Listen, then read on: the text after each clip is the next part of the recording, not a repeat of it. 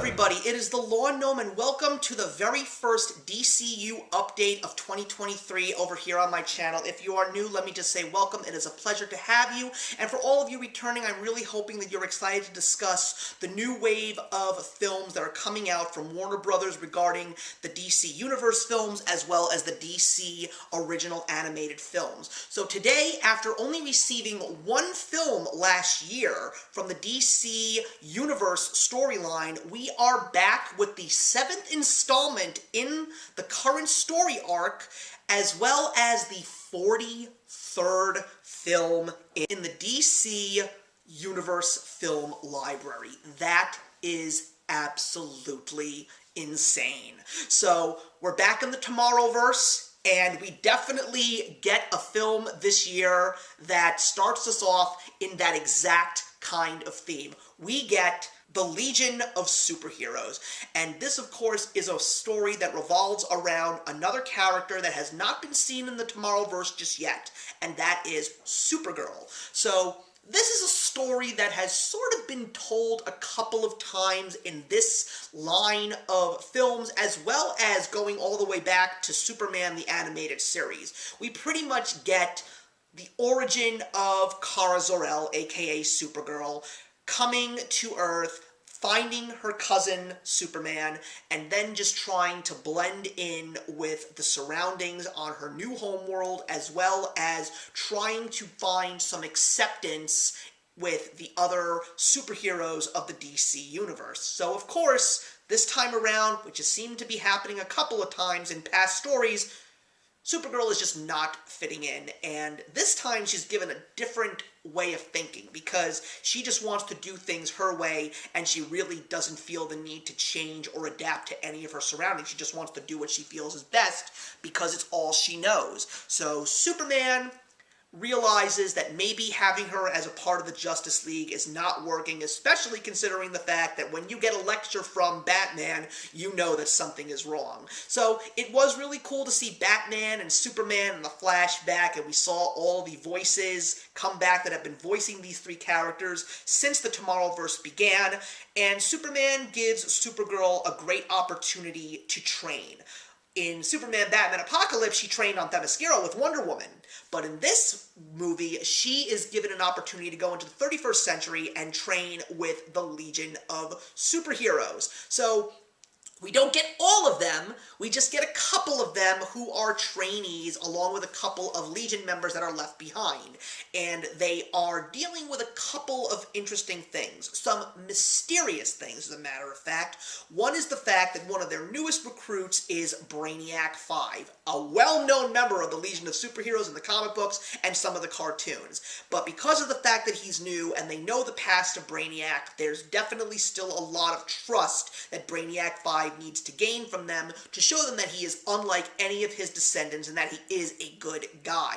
The other thing is a mysterious masked group of people that Supergirl seems to have seen in the past and now all of a sudden sees in the 31st century, and they are a group called the Dark Circle. Apparently, someone is spying and someone is trying to get to a weapon that is going to get the Dark Circle the utmost power to basically control the world and bring it into a new world order based on old ways. So, it is up to Supergirl to try to become a better hero, fit in with younger heroes like herself, and then more importantly, try and figure out what's going on with the Dark Circle. This movie was definitely a lot of fun.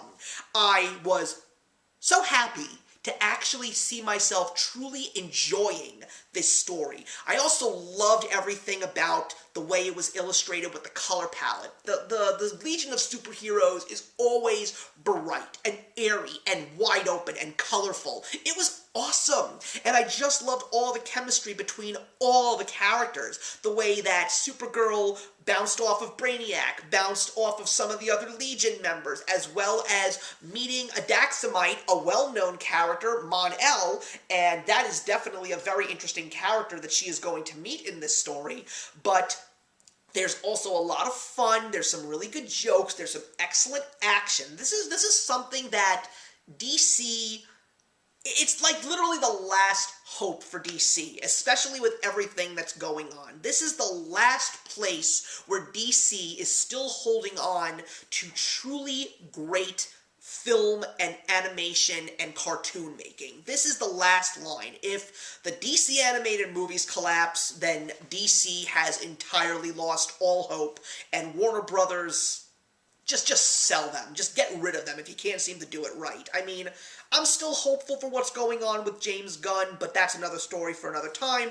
But please do not botch the animated films. Thank goodness, with Legion of Super-Heores, we got a good one. And one of the other things I really do appreciate about the Tomorrowverse is we do get those post-credit scenes. And I gotta say, this one, I have questions. I'm excited.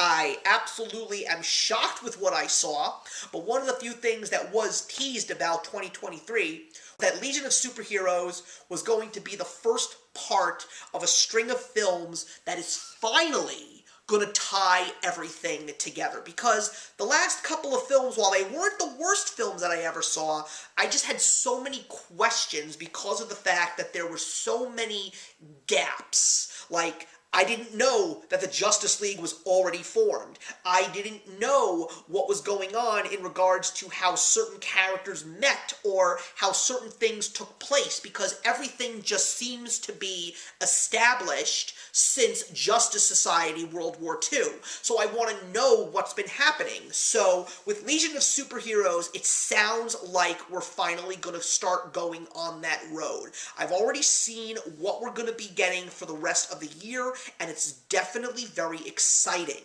So I'm just going to leave it at that. I will say in conclusion that we got a good film, guys. Legion of Super-Heores is a very good and entertaining animated film.